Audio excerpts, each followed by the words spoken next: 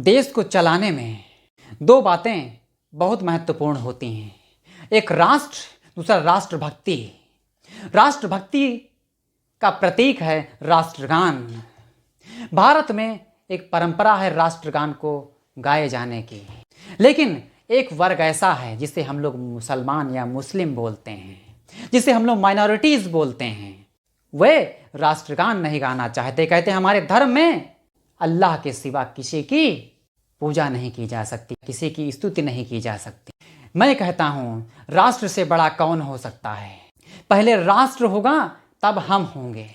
राष्ट्र से बड़ा भगवान भी नहीं, मैं कहता हूँ, क्योंकि भगवान किसी को बचाने नहीं आता। राष्ट्र आपकी रक्षा कर सकता है, राष्ट्र आपको भोजन दे सकता है। भगवान आपको भोजन देने नहीं आता। भगवान सिर्फ एक सोच है, एक दायरा है, एक दिमागी कल्पना है। जब आप ध्यान से देखेंगे तो राष्ट्र से बड़ा कोई नहीं है। राष्ट्र से बड़ा कोई व्यक्ति या धर्म हो ही नहीं सकता। राष्ट्र से बड़ी कोई जाति हो ही नहीं सकती। राष्ट्र से बड़ा कोई इतिहास हो ही नहीं सकता। दुनिया में इतिहास गवाह है, जिस देश में राष्ट्रभक्ति खत्म हो गई उसकी शक्ति खत्म हो गई।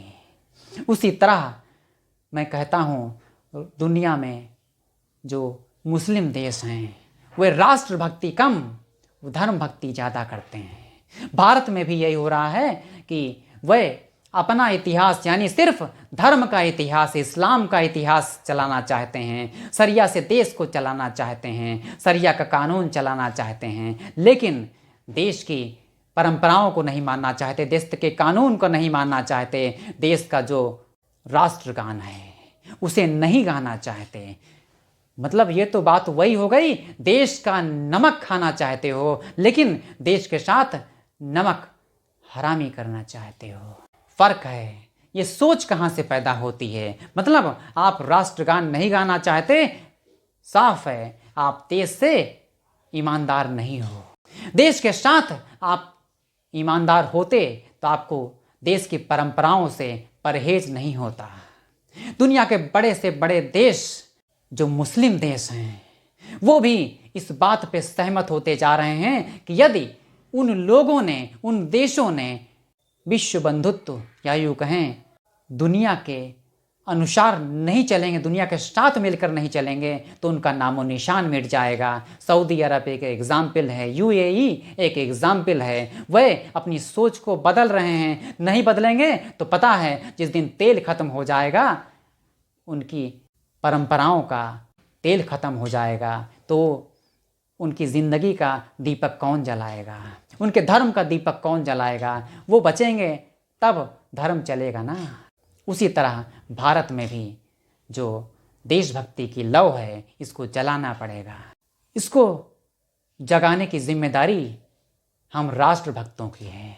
वे नहीं गाना चाहते, ये उनकी प्रॉब्लम नहीं, ये हमारी प्रॉब्लम है। हमारी जिम्मेदारी है कि हम उन्हें एहसास कराएं कि राष्ट्रभक्ति ज़रूरी है, धर्म भक्ति नहीं। धर्म जी ज़रूरी है, मैं नहीं कहता धर्म ज़रूरी नहीं है, लेकिन धर्म से हटकर आप राष्ट्र को नीचा दिखाएं, ये नहीं हो सकता। राष्ट्र से बड़ा धर्म नहीं हो सकता, राष्ट्र से बड़ा व्यक्ति नहीं हो सकता, राष्ट्र से बड़ा कोई प्रधानमंत्री भी नहीं हो सकता। तो फिर आपकी पर्सनल परंपराएं, पर्सनल नियम और कानून कैसे हो सकते हैं?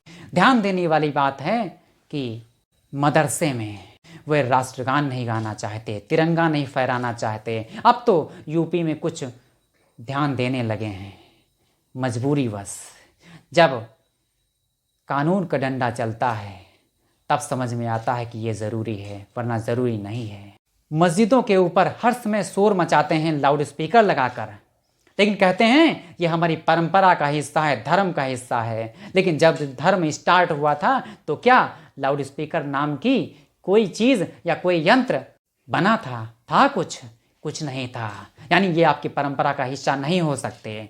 आप कितनी तेज चिल्लाते होंगे उस जमाने में, ये सोचने का विषय है। वो एक अलग विषय है कि आपने जब ये चलन में आ गया 1970-80 के दरमियान, आपने जब सोचा कि ये भोपू या यूँ कहें लाउड स्पीकर लगाया जाए तो ज़्यादा लोगों तक अपनी बात जाएगी। लेकिन बात बढ़ते बढ़ते उस समय कांग्रेस का शासन था जो आपका वोट चाहते थे। कांग्रेस मुस्लिमों की गलतियों को, मुस्लिमों की कमियों को भी नज़रअंदाज करके अपनी सत्ता पर काबिज रहने की हिम्मत दिखा दी। लेकिन मैं कहता हूँ कि ये विचार कब तक चलेगा? कब तक एक वर्ग को खुश करने के लिए देश के प्रति बनाए गए कानूनों को कमज़ोर किया जाता रहेगा? कब तक राष्ट्र के तौर पर राष्ट्र को कमज़ोर किया जाता रहेगा अपनी पर्सनल इच्छाओं के लिए? ये मुल्ला और मौलाना अपने आप को देश से बड़ा समझते हैं, अपने धर्म को देश से बड़ा समझते हैं। धर्म बड़ा आपकी नज़रों में हो सकता है, लेकिन राष्ट्र के तौर पर आपके धर्म की वैल्यू राष्ट्र से बड़ी नहीं हो सकती। धर्म अपनी जगह है, राष्ट्र अपनी जगह है। राष्ट्र और धर्म की तुलना नहीं की जा सकती, क्योंकि राष्ट्र का कोई धर्म नहीं होता, ऐसा भारत में कहा जाता है। लेकिन बाकी जो इस्लामिक देश हैं, पूरे OIC 55-57 देश, उन लोगों ने अपने देश में सिर्फ इस्लामिक कानून ही क्यों लागू किया, इस्लामिक कट्टरपंथी विचारधारा को ही क्यों लागू किया, ये सोचने का विषय है। उन लोगों ने अपने यहाँ लोकतंत्र क्यों लागू नहीं किया, लोकतंत्र की परंपराओं को क्यों लागू नहीं किया? आम आदमी आवाज़ नहीं उठा सकता उनके हिसाब से। आम आदमी आवाज़ उठाएगा, दूसरे दिन चौराहे पर पत्थर मार मार के मार दिया जाएगा या फिर फांसी पे चढ़ा दिया जाएगा। ये इस्लामिक कानून है।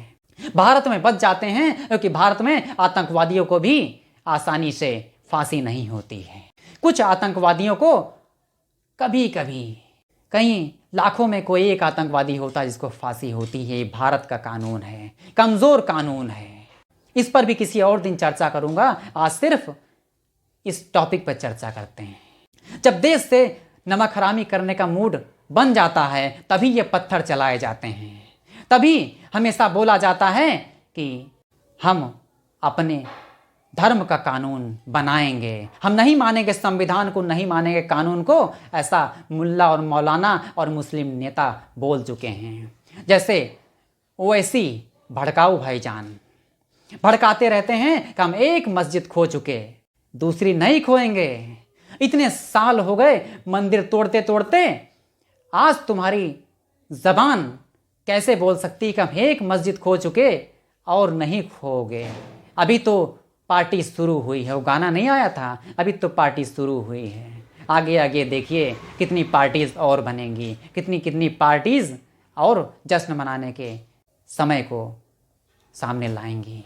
इसलिए सोचो, यदि आप आज बदलोगे नहीं तो बदल दिया जाएगा। अपनी मर्जी से बदलोगे तो भाईचारा बनेगा, नहीं तो कहते हैं ये भाईचारा नहीं रहेगा।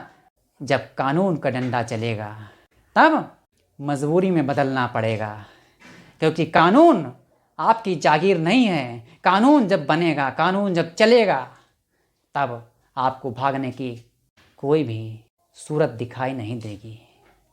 भागने के लिए आपको कोई अल्लादीन का चिराग नहीं मिलेगा कि आप उसे घिसेंगे, उसमें से जिन्न निकलेगा और आपसे कहेगा जो हुक्म मेरे आका। तो आप उससे कहोगे मुझे भागने का रास्ता चाहिए, आप वो आपको हाथ पे उठा के वो किसी दूसरे देश में ले जाएगा। ऐसा नहीं है, देश से भागना मुश्किल हो जाएगा। भाग गए तो पकड़ के लाना मुश्किल नहीं है, ये भी आप लोग जानते हो। इसलिए तैयार हो जाओ देश के साथ चलने के लिए, राष्ट्र के साथ चलने के लिए। ये मनमानी, ये कट्टरपंथी विचारधारा और ये जो माहौल बना के रखे हो कि इस्लाम आपकी सोच के अनुसार ही देश को चलाएगा, नहीं होगा। इस्लाम को देश के हिसाब से चलना पड़ेगा, ये ध्यान रखिए। ये कट्टरपंथी विचारधारा नहीं चलेगी, क्योंकि ये भारत है। भारत में इस टाइप की विचारधारा का कोई महत्व नहीं है। और भारत में आज तक ऐसी कमज़ोर सरकारें रही हैं जिन्हें आपसे प्यार था, लेकिन अब वो सरकारें नहीं रहीं जिन्हें आपसे प्यार हो।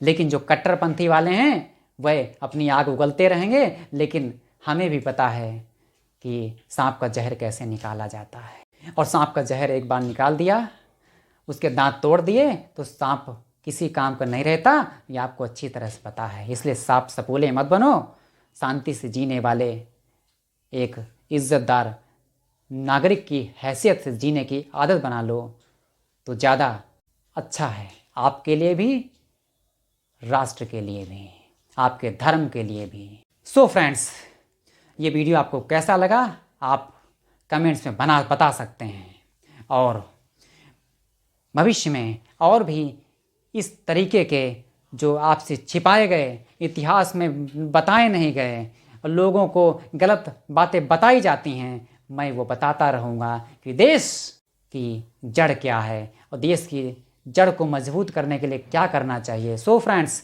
मिलते हैं नेक्स्ट वीडियो में। जय हिंद, जय भारत।